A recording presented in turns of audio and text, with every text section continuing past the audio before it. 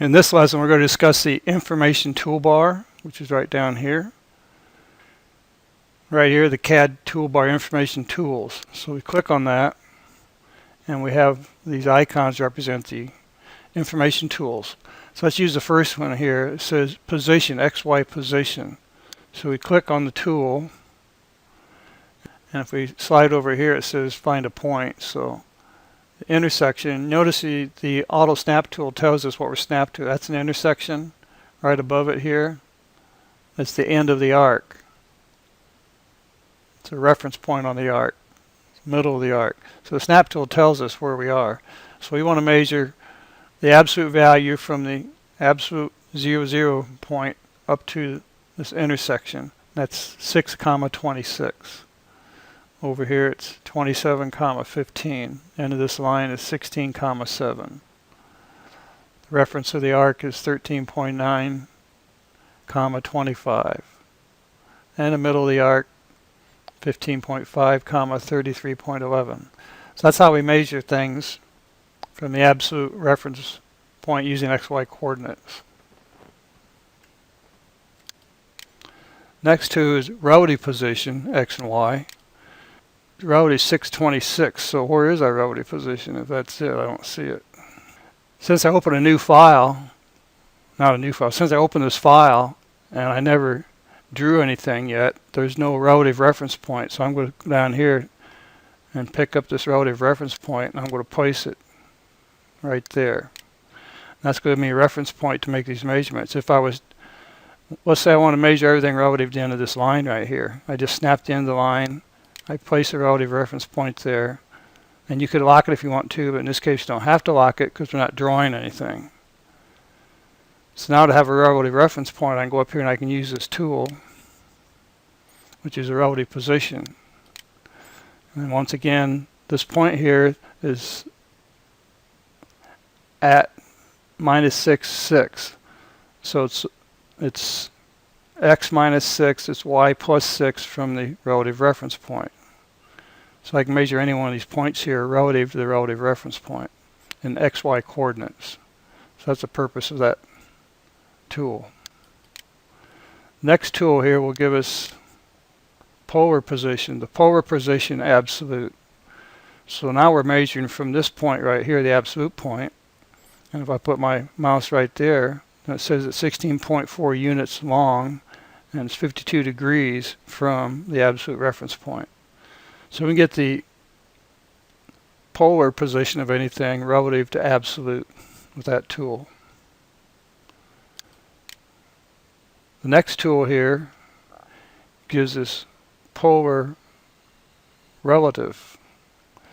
In other words, this point here is our reference point, so everything's referenced to that.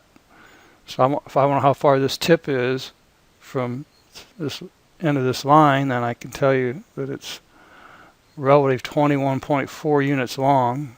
The position is the direction 21.47, and the direction is 117 degrees from the relative reference point. So this is how we can acquire this information if we need it. Okay, the next tool I want to select is this tool here, distance point to point. So we can do the easy things first. We'll select that tool. We're in auto snap. The distance between this point and the center of the circle is 10.81 inches. Distance to that arc is whatever it says up there. Where it gets tough is right here. I want the distance down to this line here. And it just happens that, notice we have a perpendicular snap. The word perpendicular is showing up down here. Or we can snap on any point on that object. Or we can snap to the middle of that line, or the end point of that line. So what I want to do is take the perpendicular measurement, because the perpendicular measurement is the correct distance between this point and this point right here. Auto snap just happens to do that for us. If we stop and take a look down here, we'll see that perpendicular point is one of the functions of the auto snap tool. So we're in good here. This works fine. And so now the actual distance perpendicular to this line segment down to this other entity, which is a line, is 5.517 inches. So that's how we would measure that. Next tool we want to consider is this tool right here, distance from an entity to a point. So we're going to select that tool. We'll make this our entity right here. Notice down here it says specify entity. So we'll select an entity. And we'll take the entity to this point right here. Notice it always makes it perpendicular on a circle. Entity to that point, entity to any one of these points. But it always keep it perpendicular to the circle if the circle's involved. If we right click and use a line, get the middle of a line involved. There's the middle of a line, first point, left click. Notice now it won't keep it perpendicular. It doesn't care. If the entity that's specified is the arc, then when we measure the distance to a point, it does in fact start at the reference of the arc, and it gives you a virtual outside edge of the arc, and it measures the distance from the outside edge of the arc to whatever point you're trying to measure to. So it does in fact provide a perpendicular measurement from the arc. Next tool we want to address here is the angle tool. The angle tool allows us to measure the angle between two lines. And it says specify the first line. So we'll click here, specify the second line. Click over here. Now if you notice, if I approach this line from the inside, it gives me the inside angle.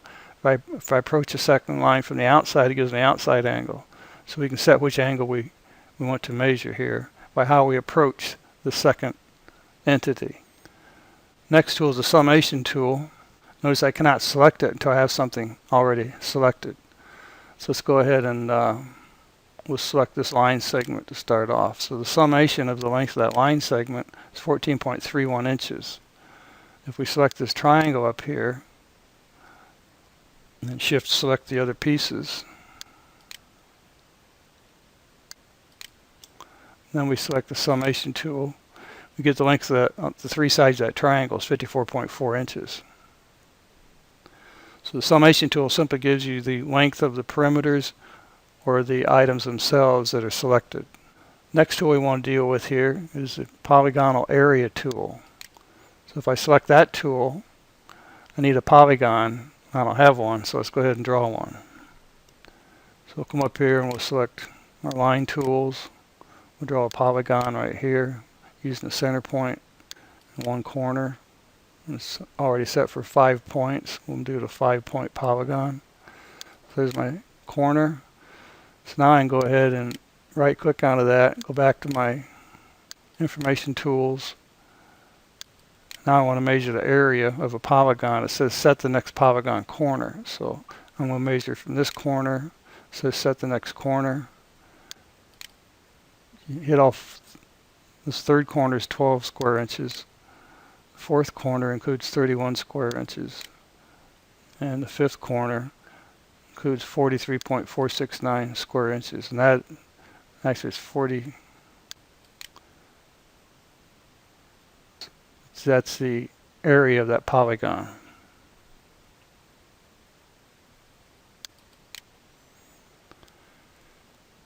So that pretty much concludes the use of all these information tools. Remember, it's located right here, and it can give you the information you need.